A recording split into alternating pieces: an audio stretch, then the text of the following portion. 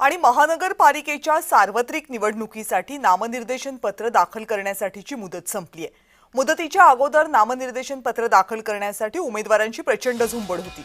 सांगली, मिरज आणि कुपवाड शहरामध्ये 3 वाजता निवडणूक विभागाने कार्यालयाचे दरवाजे बंद केले।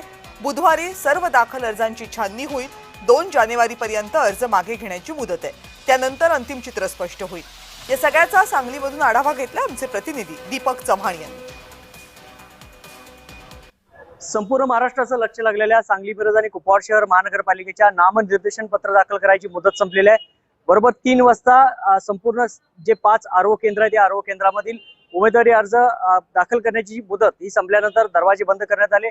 उद्या या संपूर्ण दाखल अर्जांची छाननी होणार आहे आणि 2 तारखेपर्यंत अर्ज माघारीची मुदत देण्यात आलेली आहे।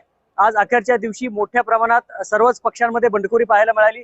भारतीय जनता पार्टीच्या वेगवेगळ्या उमेदवारांचे पॅनल हे सकाळपर्यंत अनेक ठिकाणी अनिश्चितता होती।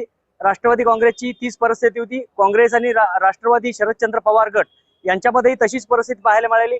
अंतिम क्षणी अनेक ठिकाणी त्यांचे एबी फॉर्म देण्यात आले, त्यामुळे उमेदवारांची धावपळ उडाली। पण बऱ्याच ठिकाणी भाजपामध्ये मोठ्या प्रमाणात बंडखोरीचा प्रकार समोर आलेला आहे। भाजपाचे जे बंडखोर आहेत आणि राष्ट्रवादीचे जे बंडखोर आहेत यांना शिंदे सेनेनं आपल्या ताब्यात घेतलेल्या आणि शिंदे सेनेनं अशा सर्व बंडखोरांना उमेदवारी दिलेली आहे।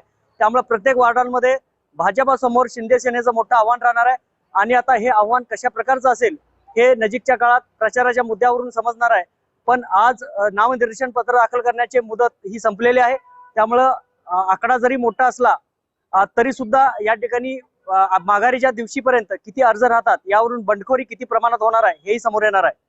दीपक चव्हाण, जय महाराष्ट्र, सांगली।